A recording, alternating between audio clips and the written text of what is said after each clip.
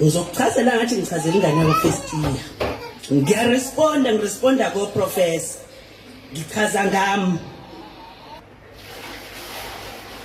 Umkhulu wami wayethi mayeshumayela.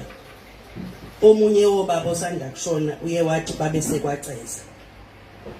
Ashumayele athi nibomqaphela uShembe.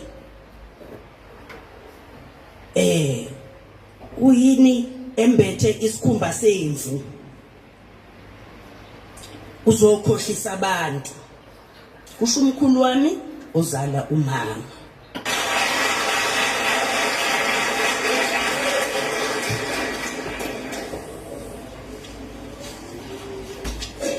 Sanibonani. Ngabe ngiyo 9 mangabe ngivele ngikhuluma isiZulu. Ngathi sesivele isingisi sangishiya. Professor sebekhulume kaningi. Isingisi esikhulu sasevarsity. Igama lami uDon Thandeka King. Bazule bathi ingisi izukulwana sikamqali wendlela. Baningi ke bavele ba confuse ke mangisho njalo. Lento ngizovele ngiyinarrowishe ngiyenze ngoba nami ngazenza ngayi-understand ubumina ngokunarrowisha down ngiyi-explainela ingane yakwa first year indaba yami. Mina ngizalwa umama wami igama lakhe kwakuThabile Pearl Nozipho Mthembu. Engizala kubaba uLombo Qiniso Shembe. Umama uPearl ubaba wakhe kwakumongameli uLL Mthembu webandla lamaLuthela. Ubaba wakhe kwakuyilanga lamalanga uJeji Shembe.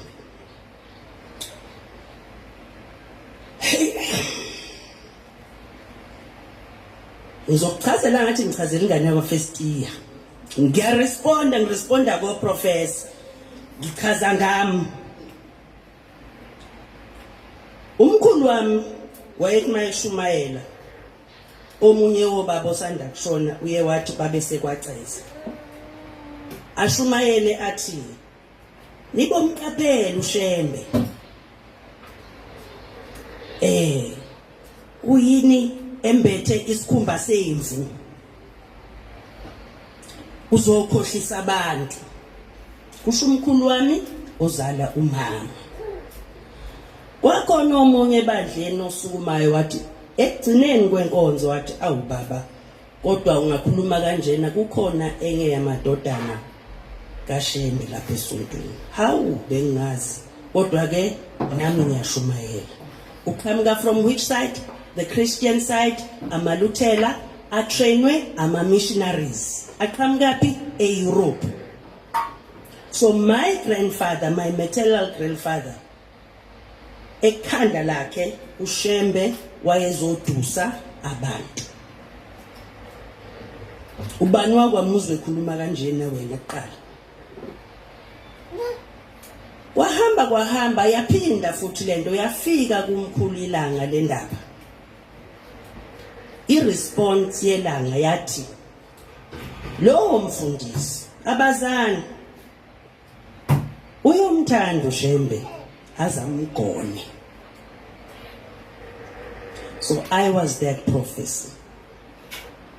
Ubaba wami noma wami bahlangana edlangezwa bakhanda mina. Umkhulu wangithanda engigona njalo. Noma nangingayazi history yami namhlanje niyayazi. Ekukhuleni kwami angizange ngibe yiNazaretha, angisontanga kwaShembe. Kodwa ngangizazi ukuthi kwakuthiwa ngwakaShembe Tolo. Kuthiwe ekuphakameni kwakunesitolo, ngangazi nje kuthiwa ngwakaShembe Tolo mina. Ngangizazi ukuthi ngwakwabani. Ekukhuleni kwami ngikhulela laphi kwaMondi eShowe emishini yamaLuthela.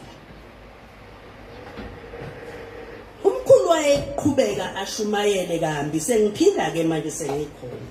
And I used to be very surprised ukuthi yini ngiphatheke kambi mayisho lento. Ukhulumani ke manje umoya ohleli kuphi ngaphakathi kimi. Ayithi mina ngile emfihlakalo ngile sisiprofeto. Ngiphazamiseke ethi awumkhulu ngimthanda kangaka kodwa uvela akhulume kambi ngalapha engiwakhona bese ezothi umkhulu kimi maye ngibize sehlele sengithi ngilethele itiye weza amashembe awungilethele itiye bese ya contrast lento kodwa mkhulu esontweni nona ufika ushumayele kanjena kodwa ekhaya busumbiza ngozamashembe. Ukukhula kwami ke kwakunjalo.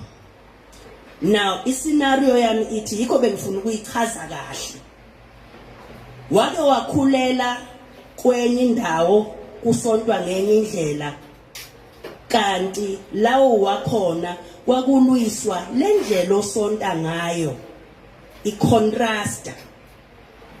Through my understanding and through my reading, because now I have to research, because I have to grow up and I have to accept who I am and I have to embrace who I am. Ngiyinhlanzi. Nginzalo kaBhombela isimila sangibona. Fanele ngiunderstand ke manje. Sefanele ngihambe ngifunda sengabe ngiqoqela akukho ngisho from kwaShembe akho umuntu ongifundisayo manje othi Thandeka, this is who you are, this is your generation wena wala akekho mina ngiyitholele mina ngiqhutshwa yini khona lento engikhupha ngaphakathi. I read, I research and I learn ukuthi uIsaya umqali wendlela wayemele ukuthi akwazi ukuthi ngene esontweni ngingazizwa kahle. Wangena esontweni wakufunda ukukhuleka, umoya wamfundisa ukukhuleka, umoya wamfundisa iBhayibheli. Wahamba wayongena esontweni yangenzeka lento kufanele yenzeke. Waphuma wayoyiqalela yona ngoba ethi ngifuna ukungashintshwa ubumina kodwa uNkulunkulu ngifuna ukumkhonza ngiyimi nginje. Akungabi bikho umuntu uzokubhabhathisa ngikukhiphe iphibheshu nesidwaba ngugqokisa ingubo igama lakho usuzoba uMatha owakwabani ngishintshe ubuwena. uNkulunkulu akazange athi umuntu akashintshe ubuyena, wathi uNkulunkulu makakhonzwe. Manje mosungishintsha ukuba mina uchaza ukuthi uNkulunkulu kuphela uzongiaccepta uma ngigqoke amahili nginjani njani. uNkulunkulu ungifuna nginjalo. Ama-Afrika ayinendlela yawo yokugqoka, indlela yawo yokukhonza uNkulunkulu. Kwafika ama-Europeans and this is what I discovered. It was a situation of the superiority of the Europeans versus the inferiority of the Africans that they taught. You see, when the Europeans came, they found us half animal, they thought. We didn't know God. We didn't know anything about ukukholwa. Kanti bafika emakholweni okuqala.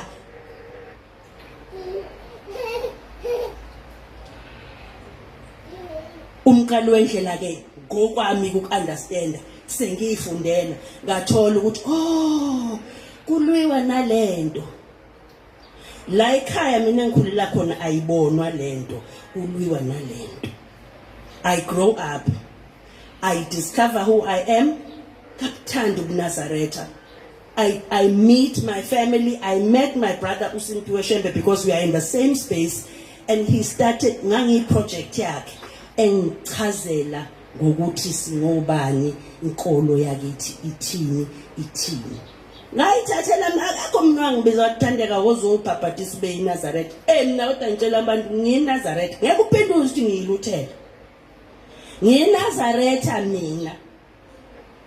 Ngiyaligcina mina isabatha. Sithi mangabe ekhaya ningangiphazamisi khona ozosukuma ngingaqedi. Shayani izandla egcineni okungcono. Sithe ekhaya mina emzini wami ke la uShembe ungipha umuzi wami. La ngihlala khona nabantu abami. masikhuleka nomfana oyedwa namantombazana awu4 amantombazana ahlala wodwa ngihlala ngedwa umfana uhlala yedwa ngoba sikhuleka isinjani isinazaretha akekho ke wathi kimi woza athande kuzobhabhadiswa wozobhilonga kuleli thempeli hey nethempeli lami eForways endlini ngaze ngalikhanda phandle ngathi mina I need to belong uke waba ingane emengaphandle like a stepchild emengaphandle looking in you feel like I don't belong and when kufanele ubelonge kuyo you feel like abantu abangaphakathi bazi more than I do why don't I know as much why was this taken away from me the effects of the Europeans that came with the Christianity that completely messed up our minds ihamba lento izifike la lento engikhuluma ngayo ihamba izifike kulento engikhuluma ngayo and psychologically iphazamise abantu and it takes away from who we are thina sithi siya phambili singcono ngiyathemba nangelinye ilanga niyothi manje ngibuka ngi-act ang-act mina ngiyashumayela through all the storylines that I tell through all the storylines lezi engithandayo ngami ngiyashumayela ngoba khona lento ephakathi kimi efuna ukuthi iphume ikhulume ithintane nabantu baphile ngiyaclaima ke mina ukuthi ngiNazaretha ukuthi njani anginathempeli nginalo le thempeli lami seForways endlini yami konthempeli ekuthiwa ikwathandeka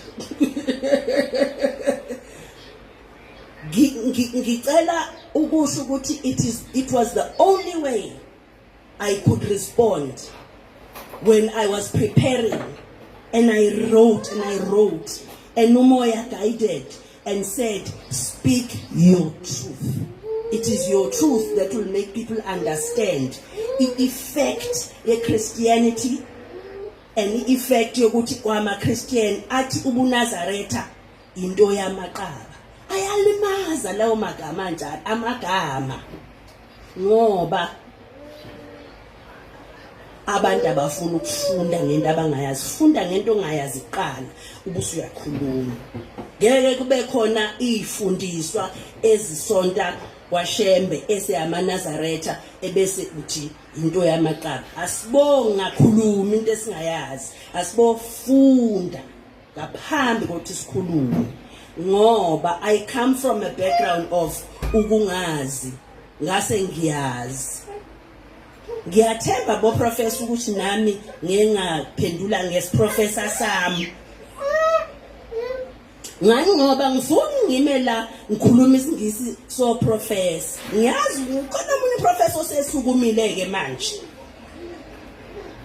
bengifuna lento ukuyicacisa njengengane yakho icacise ngathi ngikhuluma ngengane zakwa first year ukuze understand i-response yam and my understanding of what we are talking about today ukuthi kubalekile ukuthi uNkulunkulu simkhonze siyithi ungazi ugeza usongo uswenke ugqoka uhambe ngemoto enkulu uye esontweni niyojajana esontweni njajane bese nithi amen bese niyaphuma niyahamba and then you say ubuNazaretha into based on ubuntu on isintu ebese uyishiphiza ngoba kwaba khona umfundisi wezwi nomfundisi bani abaletha inkolo yokuthi niphume kukhanye ebumnyameni ningene kukhanyeni abantu khona into abangakayazi intenhle I was never convinced to stand here and speak like this ngoShembe no one convinced me no one taught me kodwa ngikwazi ukumala ngithi animazi uShembe animazi ukwazi ukuthatha mina from that side azongimisa lapha ngwini ngisho mina ngithi mina Thandeka ngazi kahle uShembe ukuthi what he stands for uma ke nithi uNazaretha inkolo yamaqaba, I speak a lot of English. Bengingathandi ukukhuluma namhlanje. I speak English every day.